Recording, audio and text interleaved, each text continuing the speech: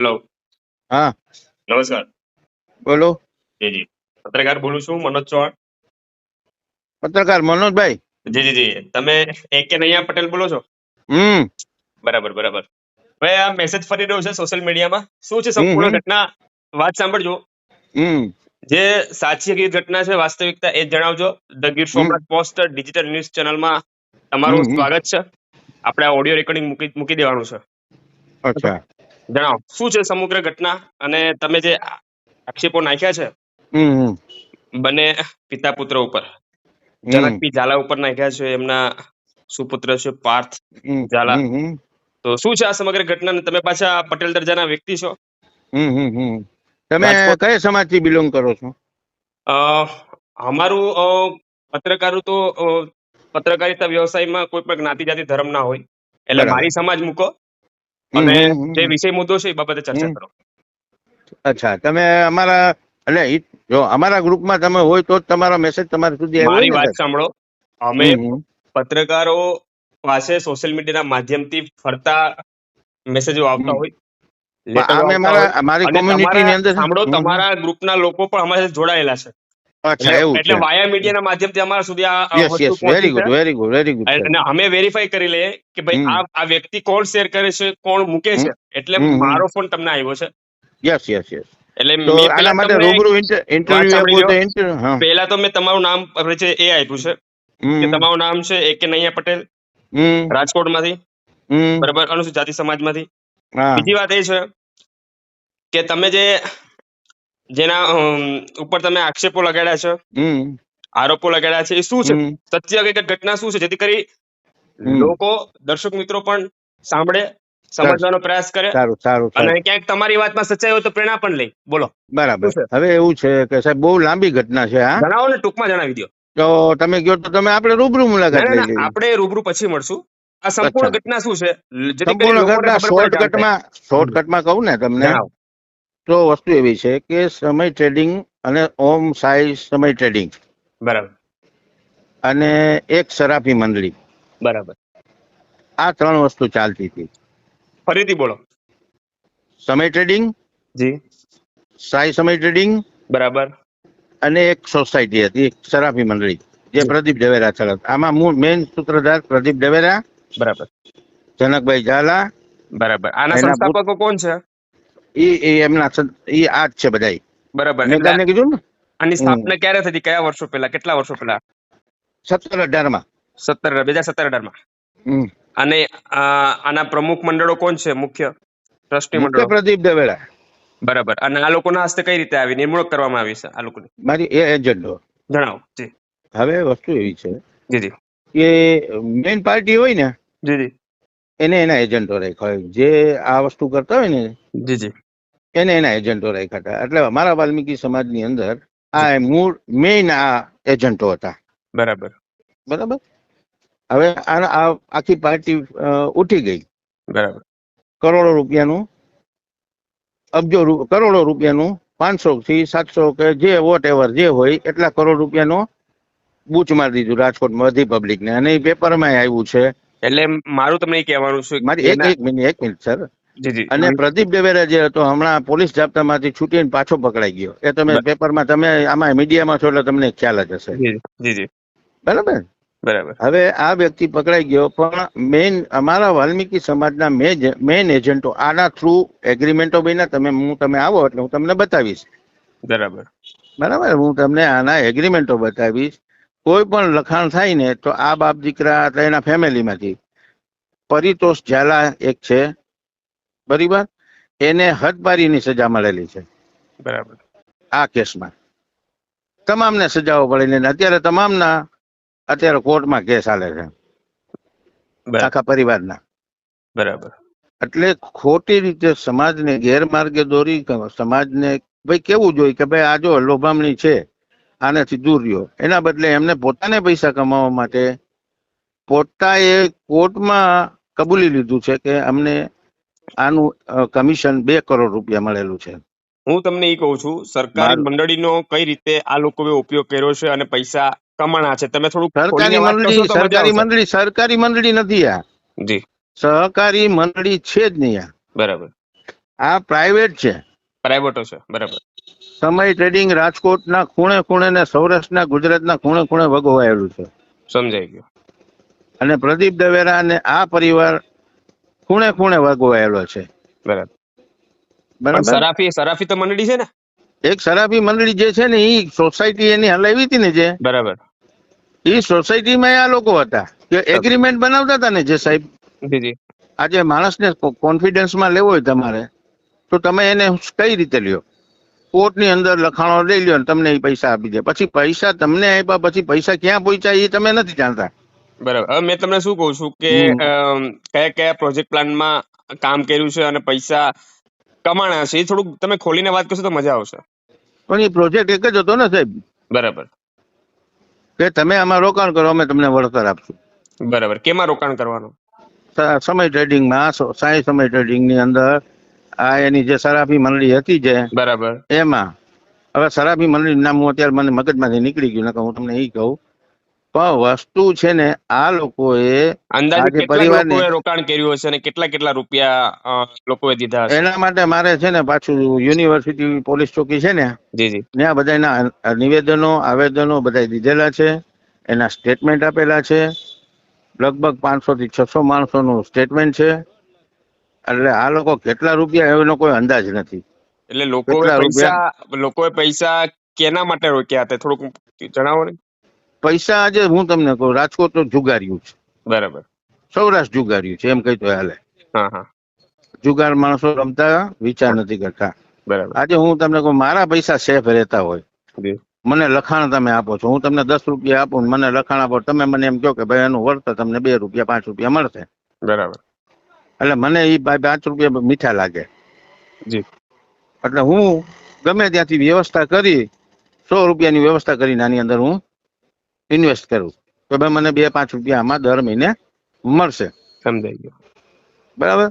એના માટે તમે શ્યોરિટી માટે શું કર્યું? એ લોકોએ કોર્ટમાં લખાણ આપ્યા, ચેક આપી દીધા.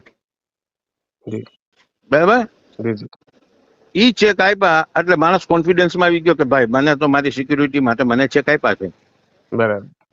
તમામ ચેક રિટર્ન થયા છે. બરાબર. અને પ્રદીપ દવેરાના 332 ચેક રિટર્ન છે. બરાબર. પણ પૈસા સમાજ પાસેથી કોને કઢાવ્યા? આ પરિવારે. બાકી ભાઈને તો જોયા નહોતા કોઈ. કયા પરિવાર? જનક પિરાલા. હા, એમને. એમનો પુત્ર પાર્થ. હા, પાર્થ એ લોકોએ બધાએ. બરાબર. બાકી એ તો પ્રદીપ દવેરાનો કોઈ કોન્ટેક્ટ નહોતો થતો. એ તો બહુ હાઈ લેવલની પાર્ટી હતી. ઓફિસે આવે ન હોય, પણ સમાજની અંદર જેટલા માણસો હતા એને એ વિશ્વાસમાં લઈ અને આ વસ્તુ થઈ. બરાબર. તો અત્યારે સંપૂર્ણ આજે હું તમારી બાંહેધરી લેતો તો તમારે મને પૈસા પાછા દેવાની તમારી ફરજમાં આવે. સમજાઈ ગયું. આજે મેં તમને 10 લાખ રૂપિયા દીધા, તો 10 લાખ રૂપિયા મેં તમને જોઈને આપ્યા છે. તમારું લખાણ મારી પાસે છે, તો કોને દેવાના રહ્યા?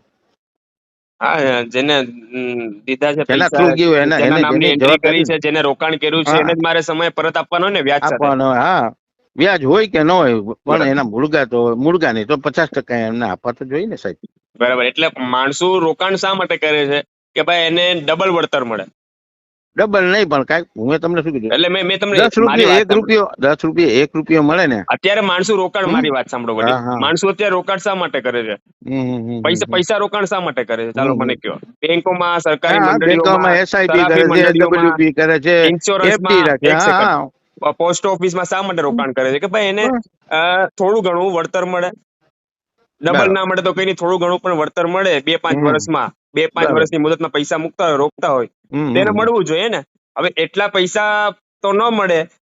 મુખ્ય વાત છે કે તમે કીધું એ પ્રમાણે કે જે રૂપિયા રોક્યા છે એ પણ ન મળે, મૂડી પણ ન મળે. આજે હવે શું છે સાહેબ, અત્યારે તો છેતરપિંડી કહેવાય ને. હા, છેતરપિંડી. આજે હું તમને કહું સાહેબ, મારી પાસે એવા કેસ આવેલા છે કે એ પૈસા માંગતા ગુજરી ગયેલા છે. અત્યારે મારી પાસે 12 લાખ રૂપિયાના ચેક આવ્યા છે. બરાબર. કે જે ભાઈ ગુજરી ગયા. બરાબર. હવે આજે એના બાળકોનું શું?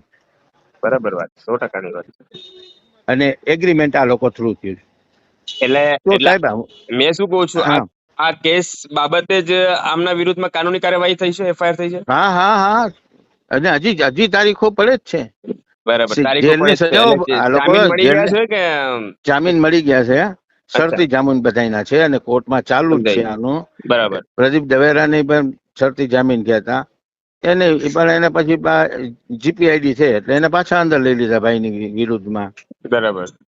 તો કે કમિશનર સાહેબ ને એટલે આ બધા ઘણા લોકો તો આમાં શું છે કે આવી બધી નાની મોટી સંસ્થાઓ તો સમજે આપણે, પણ આની આડમાં વ્યાજના ધંધા પણ ખોલીને બેઠા છે. 500 કરોડ તો મિનિમમ મારા સમાજના 26 કરોડ રૂપિયા આ પ્રદીપ દવેરાએ કન્વિન્સ કર્યું કે 26 કરોડ રૂપિયા મેં ઝાલા પરિવારને વાલ્મીકી સમાજના આપ્યા હતા એવું શું વાત એમને. કરો? હા, એમણે એવું કમિટમેન્ટ આપ્યું હતું કેટલા વર્ષો પહેલા? 2021 ની વાત. તો 2021 માં પહેલી વાર જયારે પકડાઈ ગયો ને 2021 માં 21-22 માં એટલે જનરલ ત્યારે સમાજમાં જે પોલીસ બેઠું હોય સ્ટેશન એને ખબર હોય ને કે પટેલો કોની સમયમાં હતા, પ્રમુખો કોણ હતા, પ્રમુખ મંડળ. પણ ત્યારે અમે લોકો હું છું અમે આખો સમાજ એની રેલી કાઢેલું છે. બરાબર. પોલીસ કમિશનરને આવેદનો દીધેલા છે, રજૂઆતો કરેલી છે, હાઈકોર્ટમાં આનો કેસ ચાલુ છે. બરાબર. પછી આના જે પરિતોષ કરીને હતો ને એના હદપારીની એને સજા પડેલી એને અમે કાલાવ રોડ ઉપર પકડી લીધો. બરાબર. પકડીને પોલીસમાં હાજર કરેલો છે.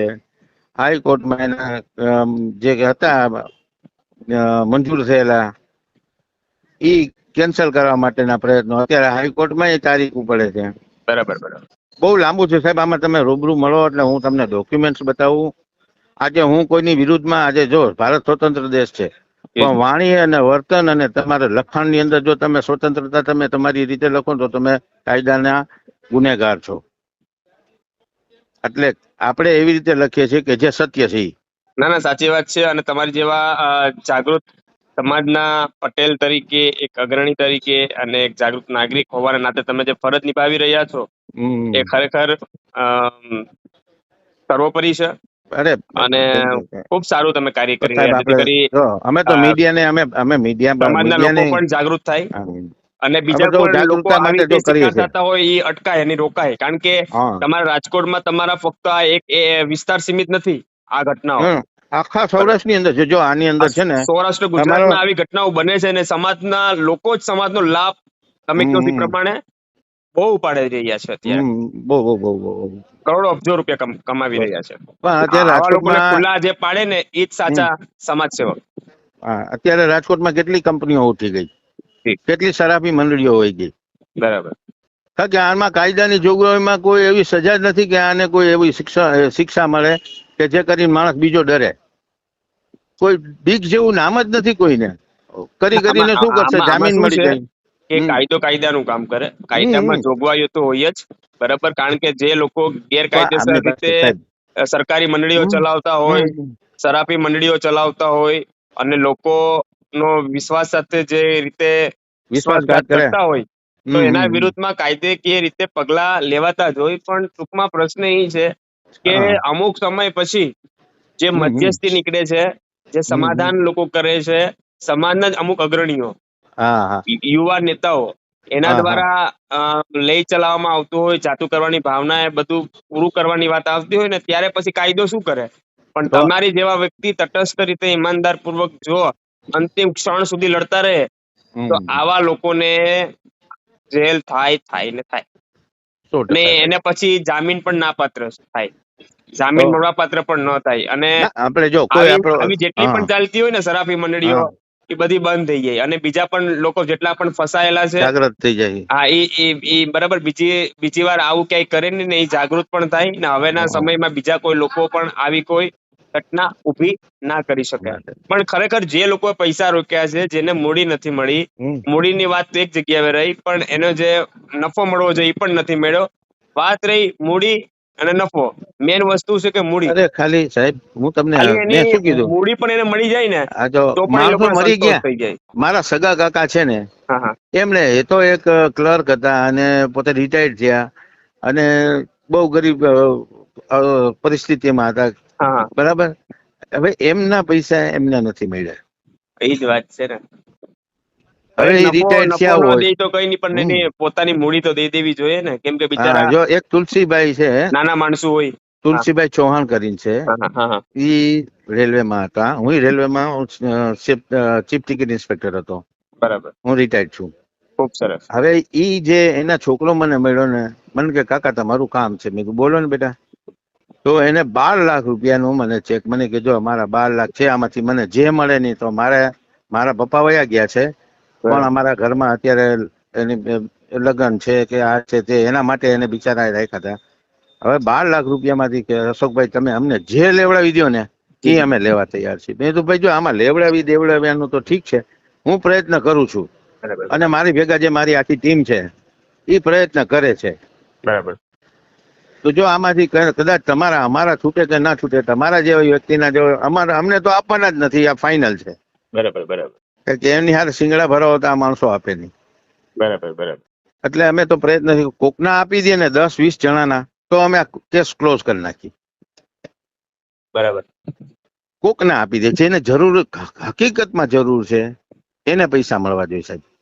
બરાબર વાત છે. એટલે ખરેખર મારું તો એટલું જ કહેવાનું છે એવા લોકોને કે ભાઈ તમે લોકો ઉપર જે વિશ્વાસઘાત કરો છો અને આવી રીતે કાવતરા રચો છો રૂપિયા કમાવા માટે, પણ જે લોકો એની મૂડી રોકે છે એટલો મોટો વિશ્વાસ રાખીને, પાછા 2-5 એની લાખ, બાજુના 10 લાખ, 15 લાખ કે 25 લાખ, 50 લાખ, એને એની મૂડી તો દઈ દેવી જોઈએ. તમે એને બરાબર બેનિફિટ સાથે તમે એને નફો ન આપો તો કઈ નહીં, પણ એને એની જે મૂડી રોકી હોય તો દે જ દેવી જોઈએ. કારણ કે ઘણા લોકોની અલગ અલગ પ્રકારની મજબૂરી હોય, પરિસ્થિતિ હોય, ને એ લોકોએ કયા સમયમાં કેવી પરિસ્થિતિમાં રૂપિયા મૂક્યા હોય ને આગળના કોઈ આયોજન માટે મૂક્યા હોય ને પૈસા. આપણે ક્યારેક તો રૂબરૂ મળશું ને ભવિષ્યમાં.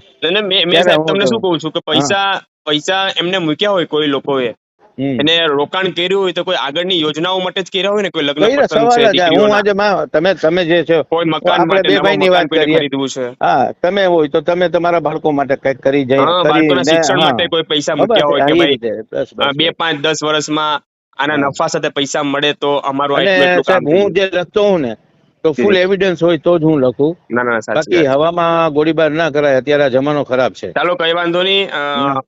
AK નૈયા પટેલ, મારું નામ છે. મારી વાત સાંભળો, તમે જે માહિતી આપી છે બદલ તમારો આભાર. પટેલ એટલે તમે અમારા સમાજની એરિયા વાઇઝ અમારે એક આગેવાન હોય. જી સમજાઈ ગયું. એ આગેવાનને અમે ઉપનામ આપીએ છીએ પટેલ. બરાબર બરાબર. એ એરિયાની અંદર વ્યવસ્થા કાયદાની કોઈ પણ વસ્તુનો પ્રશ્ન ઉભો થાય તો અમને ફરિયાદ કરે એટલે અમે નિરાકરણ માટે અમે અમારી કમિટી હોય અમારા સમાજની, કે ભાઈ કોઈ પોલીસ કેસ છે, કોઈની બેન દીકરીનો કોઈ કેસ છે, કોઈના ઝઘડા છે, તો અમે ન્યા પતાવી દઈ, જે પોલીસ સ્ટેશને ન જવા દઈએ. બરાબર વાત. કોર્ટ સુધી ના જવા દે, અને ત્યાં બે પાર્ટીને પ્રશ્ન સમાજનો જ હોય એટલે બે પાર્ટીને સમાધાન ચા પાણી પાઈને સમાધાન કરાવી નાખી. આ પટેલનું કામ, એટલે એને પટેલ કહી અમે. પટેલ એટલે લેવા પટેલ ને કળવા પટેલ નહીં. ના સમજાઈ ગયું. અને બીજું શું કહું છું, આપના વોટ્સએપ નંબર કયા છે? વોટ્સએપમાં મારો આજ છે સાહેબ. આજ છે ને, તો મને એમાં તમારો ફોટો નાખી દો, એટલે હમણાં આપણે ડિજિટલ ન્યૂઝ ચેનલમાં આપણે મૂકી દઈએ છીએ. પાકું. ઓકે, ધન્યવાદ. ઓકે.